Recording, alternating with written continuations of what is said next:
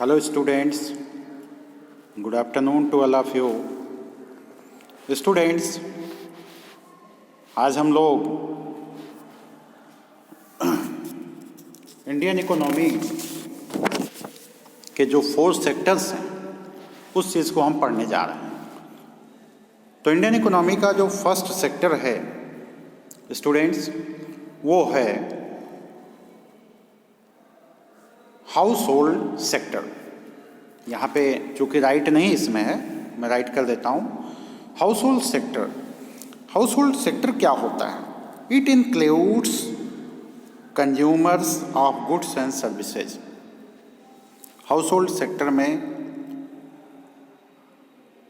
Consumer goods आता है, service sector आता है, सर्विसेज आती हैं। Households are also owners of factors of production. और हाउस होल्ड ही ऐसे लोग होते हैं जो प्रोडक्शन के फैक्टर उनके पास होते हैं। तो कहने का ये मतलब हुआ कि there are 4 sector of the sectors of the economy. Household sector, second आता है स्टूडेंट, जो सेकंड सेक्टर है वो यहाँ पे है, जिसको हम बोलेंगे, एक मिनट, सेकंड सेक्टर जिसे हम लोग कह सकते हैं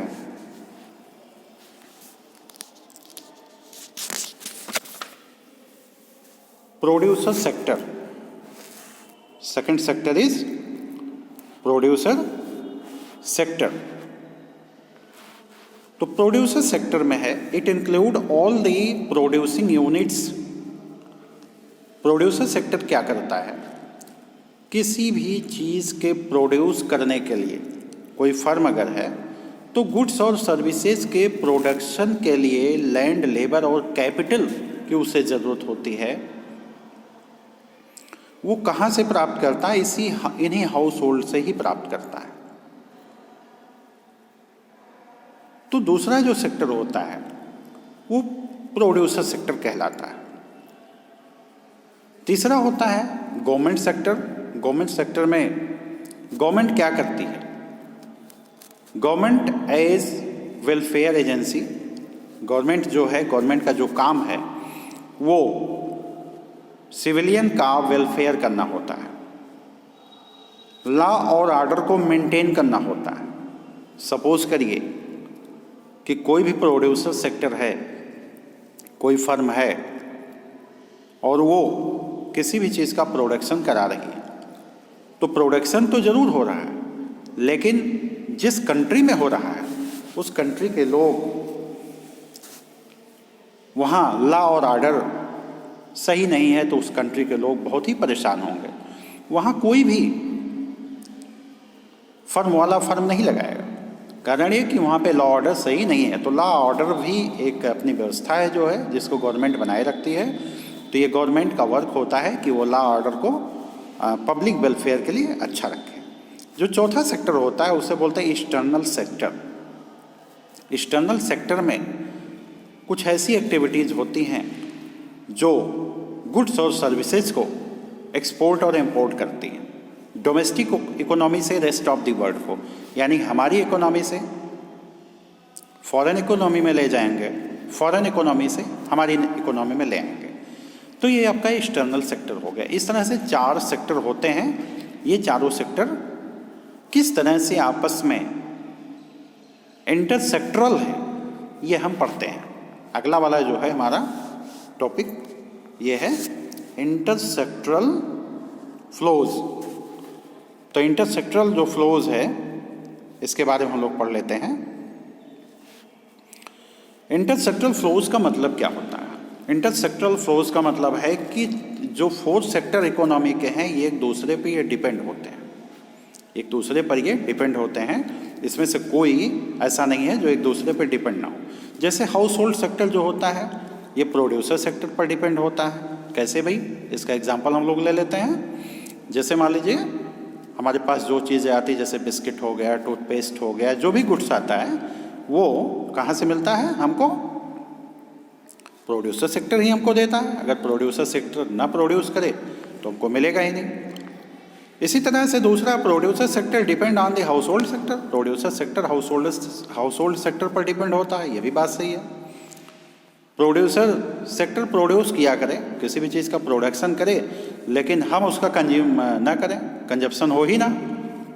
तो इस तरह से प्रोड्यूसर सेक्टर जो है वो पूर्णतया हाउस होल्ड सेक्टर पर निर्भर होता है।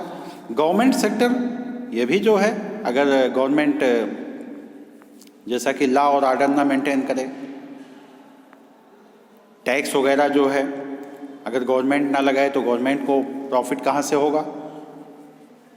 या गवर्नमेंट अधिक टैक्स लगाने लगे तब भी जो फर्म है वो क्या नाम है, सर्वाइव नहीं कर पाएंगे।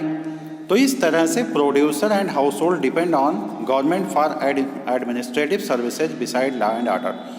प्रोड्यूसर्स और हाउस होल्ड सभी जो है गवर्नमेंट सेक्टर पर क्या करते हैं? डिपेंड करते हैं। क्योंकि किसी भी कंट्री का, जैसा मैंने अभी आपको बताया, किसी भी कंट्री का जो हाउस होल्ड सेक्टर है, जो प्रोड्यूसर सेक्टर है, अगर किसी भी कंट्री में लॉ ऑर्डर ठीक नहीं है तो वहाँ के लोग निश्चित रूप से अच्छी तरह से न तो कंज्यूमर रह पाएगा, न तो प्रोड्यूसर रह पाएगा।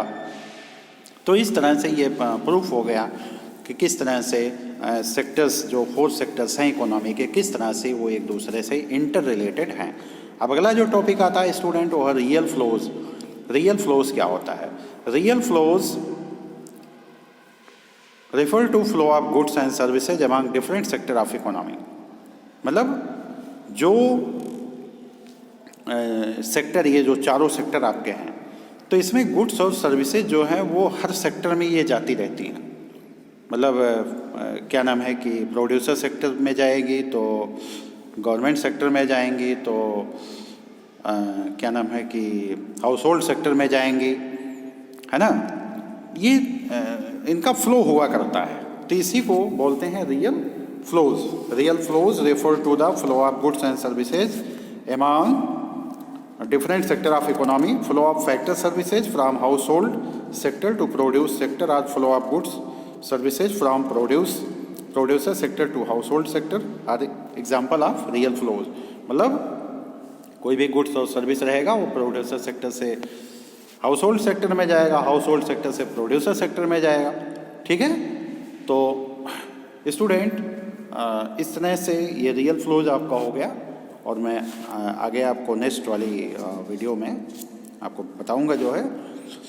तब तक के लिए आप लोग जो है इतना रीड करें आप लोग।